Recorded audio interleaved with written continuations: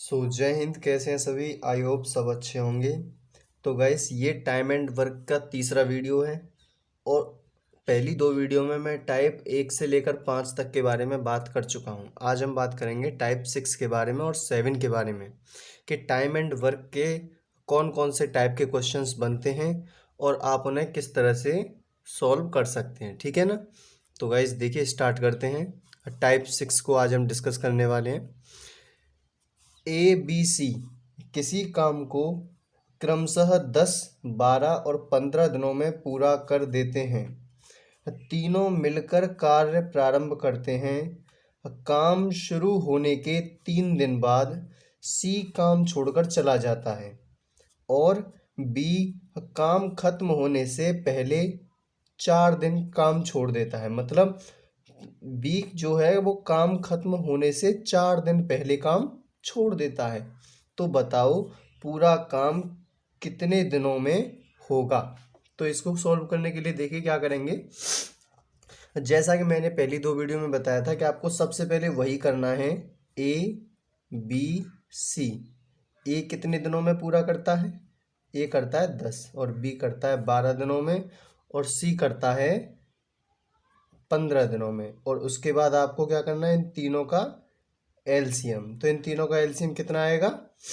60। कितना आएगा? 60। आपको 10 से इसमें डिवाइड देना है तो कितने बार गया? 6। और 12 से दोगे तो 5 और 15 से दोगे तो 4। तो यानी ए एक दिन में 6 काम करता है और बी एक दिन में 5 काम करता है, सी एक दिन में 4 काम करता है। ठीक है ना? अब देखिए आगे क्या करते हैं। आगे बोल रहा है तीनों मिलकर कार्य प्रारंभ करते हैं और काम शुरू होने के 3 दिन बाद। तो देखिए इसमें क्या है, एक जैसे ये आपका काम है और ये यहाँ से स्टार्ट हो रहा है। ठीक है ना? अगर ये इस तरफ जा रहा है तो क्या करेंगे, उसको हम माइनस कर देंगे। और अगर ये पीछे से इस तरफ आ रहा है तो हम उसको क्या करेंगे? रोक लेंगे। यानी अब जैसे देखो, काम शुरू होने के 3 दिन बाद जब कार्य स्टार्ट हुआ तो उसके 3 दिन बाद सी काम छोड़कर चला गया। जब काम शुरू हुआ तभी छोड़कर गया है तो यानी इसको क्या करेंगे, हम माइनस कर देंगे। ठीक है? तो इसके 3 दिन का काम निकालो सी का, तो सी का 3 दिन का काम आया 12। ठीक है? और बोल रहा है बी काम खत्म होने से 4 दिन पहले काम छोड़ देता है। बी क्या करता है? काम खत्म होने से 4 दिन पहले काम छोड़ देता है। तो इसका भी 4 दिन का निकालेंगे तो इसका आएगा 20। और अब देखो कुल काम कितना बचा। कुल काम तो जैसा कि मैंने तुम्हें बताया था कि जो काम शुरू होने पर छोड़कर जा रहा है तो उसको क्या करेंगे, जाने दो।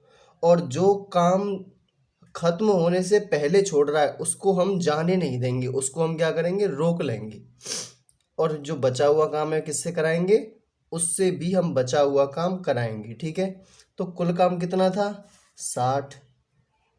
और जो सी है वो शुरुआत में छोड़कर गया था तो इसको क्या करो, माइनस कर दो।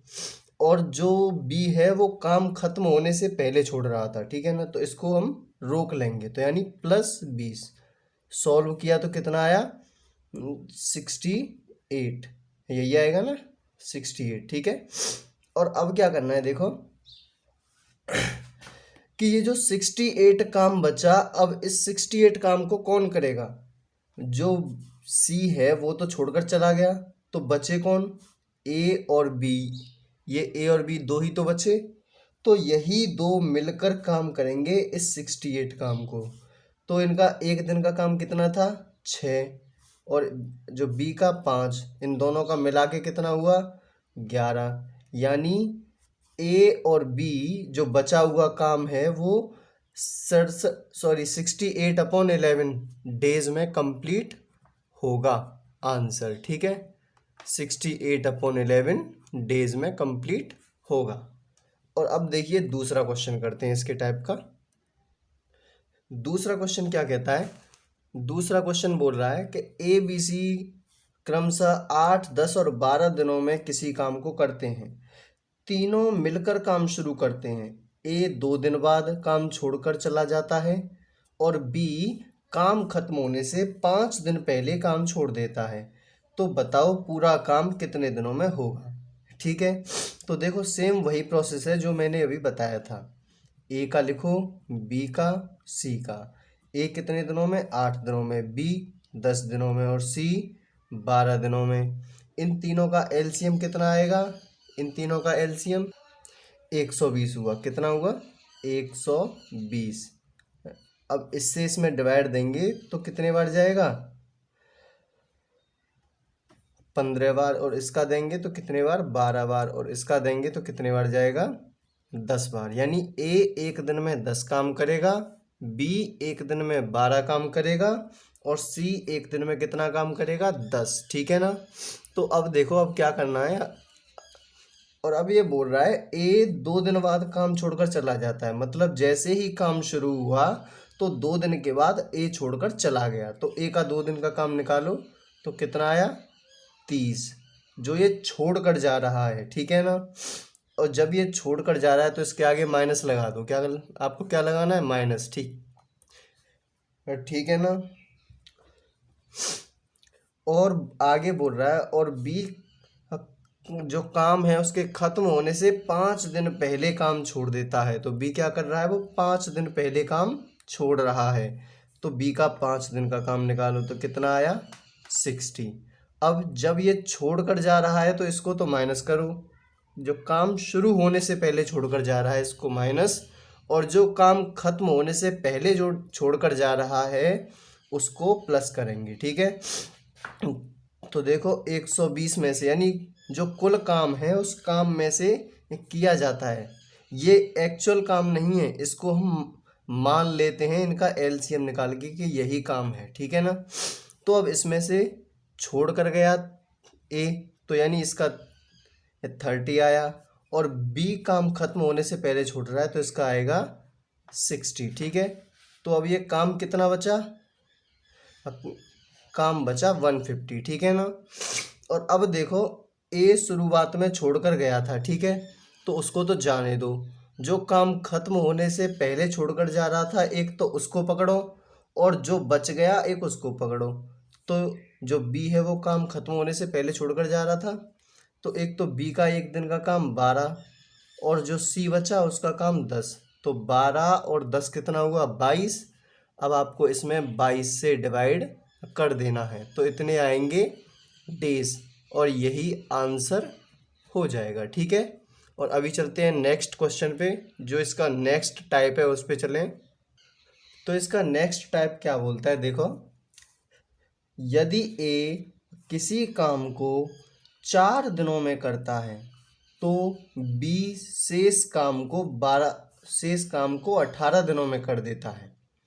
और यदि ए उस काम को 6 दिनों में करता है, यानी 6 दिनों तक करता है, तो बी उसके शेष काम को 12 दिनों में कर देता है।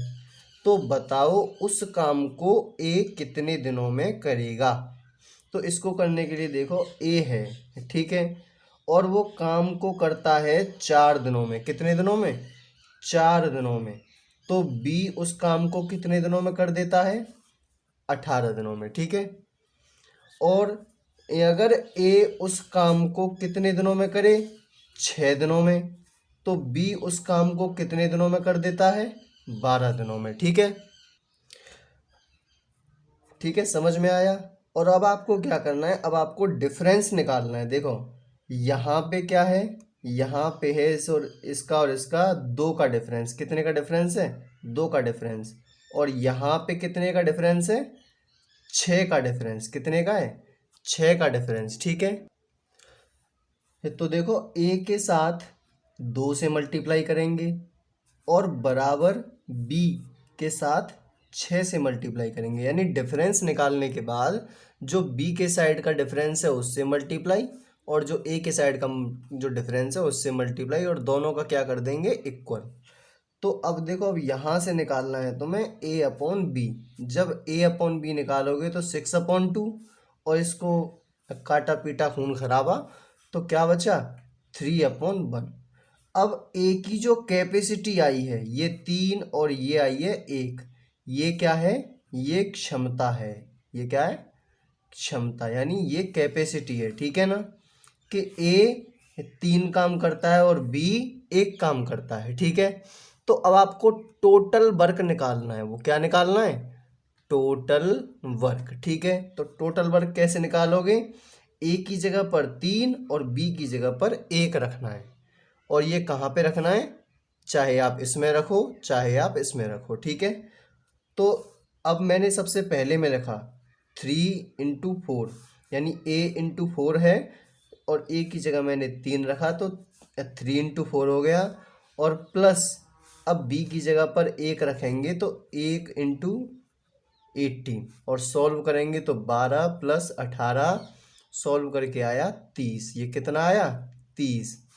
और अब पूछ रहा है उस काम को ए कितने दिनों में करेगा, यानी अगर ए अकेला ही उस काम को करता है तो ए कितने दिनों में कर देगा, तो जो टोटल काम है वो है 30, ठीक है।